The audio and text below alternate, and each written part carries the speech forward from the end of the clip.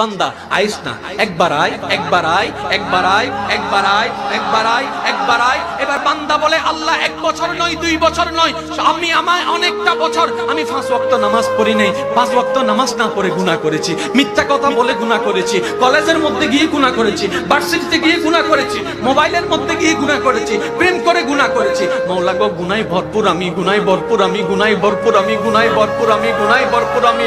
মাওলা তোমার দেওয়া নিয়ামত খেয়েছি, তোমার দেওয়া নিয়ামত রিজিক খেয়ে দেহটাকে শক্তিশালী বানিয়ে তোমার জমিনে দাঁড়িয়ে তোমার হুকুম অমান্য করেছি, তোমার নবীর হুকুম অমান্য করেছি। ও মাওলা, ও মাওলা, আমার তো বড় লজ্জা লাগে, একটা ভুল করলে কারো সামনে যাওয়া যায় না, মাথা নিচু করে রাখতে হয়। আমি তো 1000টা ভুল করেছি মাওলা, ও মাওলা আমি কোথায় যাব, ও মাওলা আমি কোথায় যাব?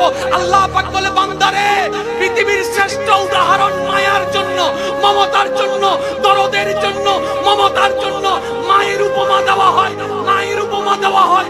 ও বান্দা তুই শোন, তুই শোন, কখনো যদি দেখিস তোর মায়ের দরজা তোর জন্য বন্ধ হয়ে যায়, তখন তুই এতটুকু বিশ্বাস থাকবি তোর রহমানের দরজা তোর জন্য খোলা আছে।